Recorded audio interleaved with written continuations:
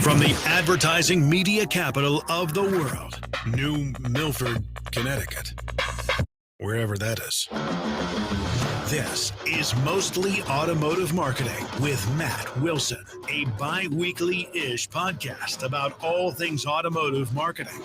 Now, here's your host, Matt Wilson. Oh, thank you. Another episode of Mostly Automotive Marketing with Matt Wilson, presented by Silverback Advertising. Online at silverbackadvertising.com. For those of you watching on LinkedIn or YouTube, I do not know how to play those guitars back there. They're just so you don't see my dirty children's couch. Anyway, thanks for listening to another episode. I'm going to tell you the end of this episode first. I'll start at the end. And the end is I ended up buying a new car at the end of this whole thing. But before that, I got thrown out of the showroom of a dealership. And that's where the story will end up when I finish this story. So this is a learning experience. This is something we could all aspire to not do, right? I wanted to buy a car on Saturday, or I was thinking about buying a car on Saturday. I was looking for a Jeep Grand Cherokee L. That's the 3-row Jeep Grand Cherokee. I wanted to find a car where my children could sit farther away from me than they did in my current car, figuring they would be less loud, and which is true. That's worked out so far. So I went to a dealership that's a local dealership in my town that I wanted to buy the car from. They didn't have the car. It's a small dealership. They don't have a huge inventory. They just didn't have the car that I wanted, and so it wasn't going to work. So I test drove this car at another dealership about a week ago. That's not that convenient for me to get to. It's like 40 minutes away. And I know a guy at another store that's closer. So my store in my town, they didn't have the car I wanted. The store that I test drove it at previously was kind of far away, but I knew a guy at another store that was about 20, 30 minutes away. So I'm like, well, I'll just go there. So I call up my guy. He's like, yeah, come down. So I go down there and I said, okay, this is the car I'm looking for. I'm looking for it at this price with this down payment and this payment. Can you do it? I don't need to drive it. I don't need to get a walk through, a walk around, whatever. I need this car, this MSRP, this down payment, this price. Yep, no problem. Come on down. We'll talk to you. So I go down there and I sit down, and I know the sales manager and I know the salesperson. We used to work together. Great people.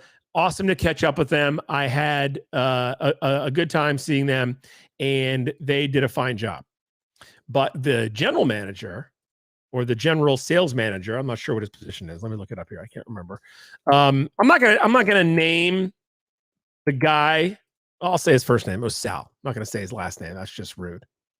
But his name was Sal, and he was the one like running the deal. He is the director of sales. Here he is. Okay, so he's the director of sales. So he was the one running the deal. And so my guy goes to him and says, hey, this guy I used to work with, he's in the car business. He wants, this car. He wants this payment. He wants this down payment, this MSRP. And then the guy sends them back with the little, 4-square sheet negotiating thing, pen written on it.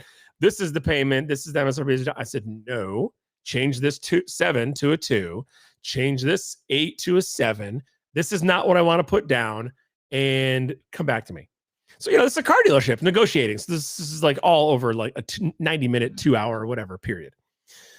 So back and forth, which is annoying me because I'm in the car business. You don't have to BS me with the BS car dealer negotiation stuff. This is what we do with customers. I am in the business. Give me the courtesy of just saying yes or no, and let me move on with the day. So going back and forth, and we're not close. This is our last offer. It's close. It's closer, yada, yada, yada. So I go down. I'm like, you guys got any water around here? I'm getting thirsty. So I go down the hallway to get some water. And my salesperson, who was an old coworker of mine, buddy of mine, follows me down. I said, dude, you got no cups. Where can I get the water? And then coming down the hallway, stalking me down the hallway, is the director of sales. And he says, so we get in the Jeep today? And I was like, well, can we get to the payment that I've been asking for? And he's like, come on, man. You haven't given an inch. We've been coming down all day. You haven't given an inch. And I said, can you get me? I told you, this is the payment I'm looking for. And he walked away from me. And he goes, wasting my time all day on a Saturday. And I go, you can't walk away from a customer. Turns around and goes, huh? I said, you can't walk away from a customer. And he goes, yes, I can. And he walks away. And so I say, man, that guy's a dick. Like, to my salesperson who had already told me that, and to a bunch of other people who were, walking around. And the guy basically ran us out of the showroom. He literally ran us out of the showroom, basically, not literally. And so I'm like, you know what? I'm not going to buy a car from this guy. If he called me back in an hour and said, this car is free, I wouldn't go back there and buy the car.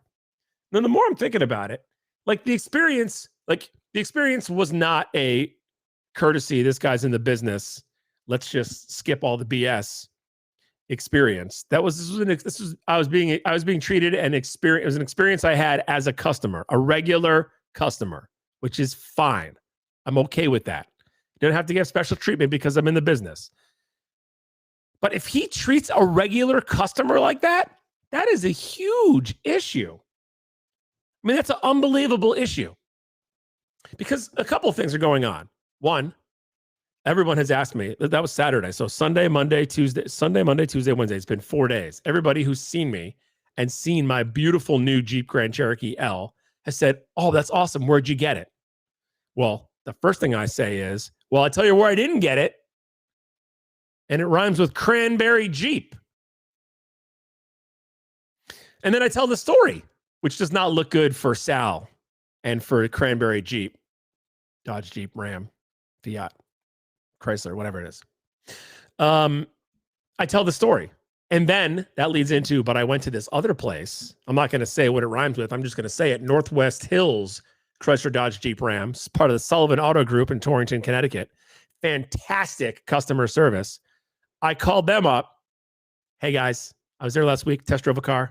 My sales guy's on vacation? Okay, well, who can I talk to? Oh, okay. Hey man, I was there last week, test drove a car. I'm in the business. I don't want to waste your time. I don't want you to waste my time. Can I get this car, this MSRP, this payment, this down payment? If I can, let me know. I'll come up and get it. 20 minutes later, yeah, we can do that. Oh, by the way, it's going to be a little less than that. A little less than that. I told them what I was going to pay, and they gave me a payment a little less than that. Go home, fill out a credit app. We'll check it out, and if it works, come on up. And then by 2 hours later, I was in Torrington, another hour and 20 minutes away, and had bought the car that I love. So now I've got this great car. Everybody says, where'd you get it? I'll tell you where I didn't get it, and I tell the story. I'm going to tell the story of where I did get it. And people remember the story I tell about the way I was treated at the place that I didn't buy the car. And by the way, I bought a car from that place, 10 years ago and didn't have a great experience in the first place. But they're the bigger guys in my area and they have better inventory. And so I went there because I thought, well, they have the car. And I know a guy here. But the treatment from the director of sales or general sales manager or whatever Sal's title is was horrible. The worst treatment ever. My wife wrote a Google review, I think. Let me use, she's better with the words. Let me see what she said. She said, do not, so, and this is what happens. You have a customer that comes into the dealership and has an experience like this, and you run them out and they tell everybody. And they're not going to service their car with you. They're not going to buy another car from you. They're going to tell their neighbors not to buy a car from you. Then they write a Google review. The Google review my wife wrote starts with, in capital letters, do not go to this dealership. And my wife is the most positive person in the world. She's not the type to talk negatively or spread negative energy.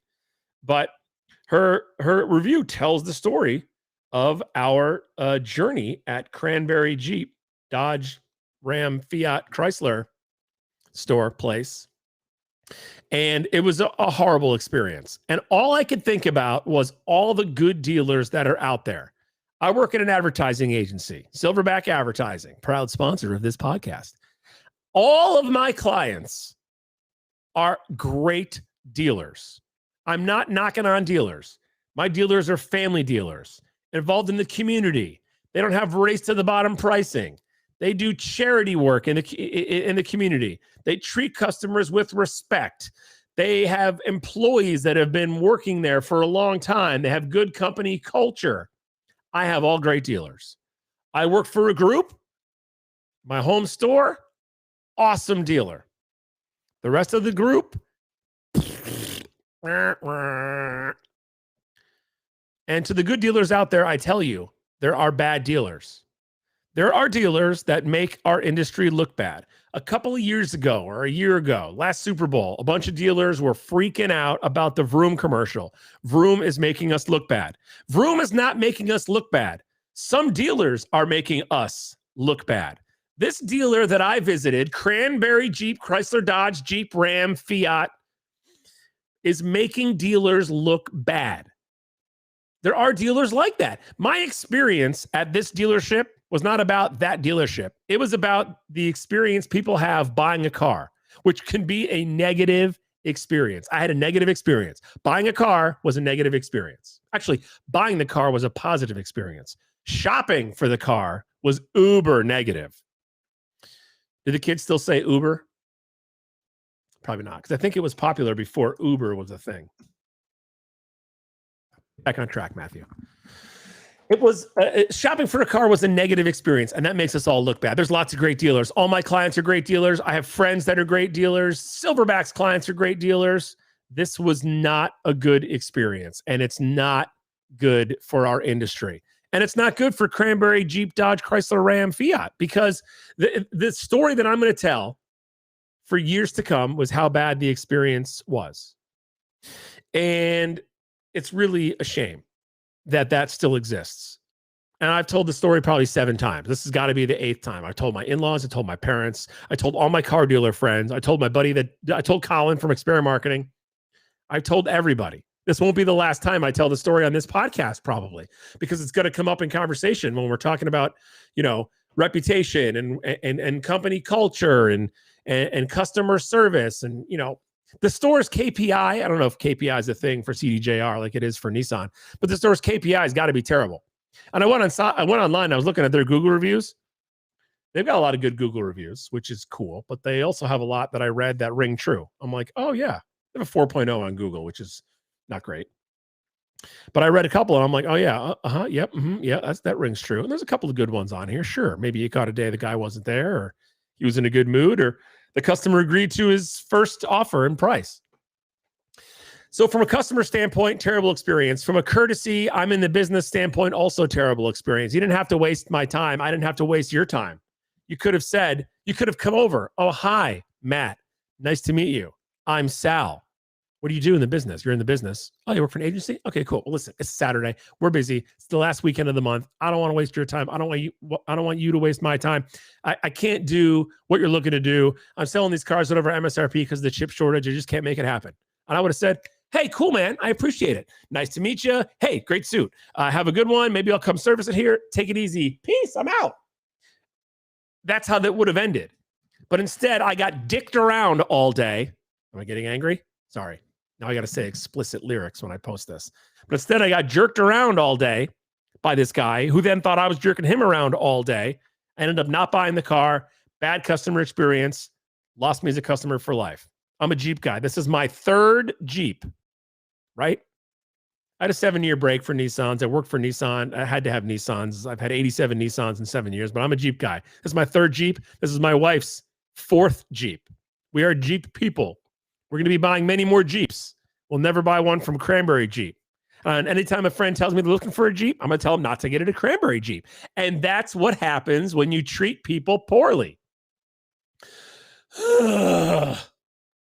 Goodness gracious. We got to do better, guys. We got to do better. It's important. I get it. The guy wanted to make a deal and he wanted front end gross on the car. I get it. But the fact of the matter is we were, how much money off were we? Hold on. minus zibbity-doo-doo-doo. We were $60 off on price a month. And when we got there, we were $65. That's not right. Very bad. I can't do the math. Hold on. 8 minus $65. $25. We were off and we weren't getting close. We were getting closer, but I said where I wanted to be right at the beginning. Just very bad experience. We got to do better, guys. We can do better. There's so many good dealers out there. So many people I like working with. So many stores that and this store, by the way, was dark. It was dark, old tile, cranky manager running around, salespeople walking on eggshells, loud music. The vibe was not there. Create a positive vibe, energy, good people, happy people, bright colors. Renovate your showroom. Make it a fun, positive experience. The place I bought the car from, bright, windows all around, brightly lit, nice guy, friendly. I said, dude, listen, I hate to do this. Kind of in a hurry. I got to get down to Port Chester, New York. I got to turn in my Nissans. That's an hour and 10 minutes from here. Don't have a ton of time. Can you do it? Oh, you can do it. Okay, well, I'm going to come up now, but I only have like 45 minutes. The guy got me in, got me the car, did the paperwork, got into finance, got my car, got out. He said, hey, sorry, we couldn't detail it. Come back in a couple days. We'll detail it and we'll put some gas in it. Went up 2 days later. They gave me an office to work in. They detailed it. They put gas in it for me. I said, peace. The next day I said, man, I need a second car. We need another car. You know what I did? I texted my sales guy. Hey, dude, I'm looking for something in this price range. You got anything used? And he's texting me right now about another car that I'm going to buy from him, not from Cranberry Jeep. We can do better, guys. We got to do better. Get it together. All right. Thank you. Mostly Automotive Marketing with Matt Wilson, presented by Silverback Advertising, online at silverbackadvertising.com. Mostly Automotive Marketing with Matt Wilson is brought to you by... Wait, this guy has sponsors? Oh, never mind. This sheet of paper's blank. No sponsors. That makes more sense. For updates, info, future episodes, and more, follow on Twitter, subscribe on YouTube, like on Facebook, and connect on Frackle. You guys made that last one up. That's not even a thing, Frackle. Come on.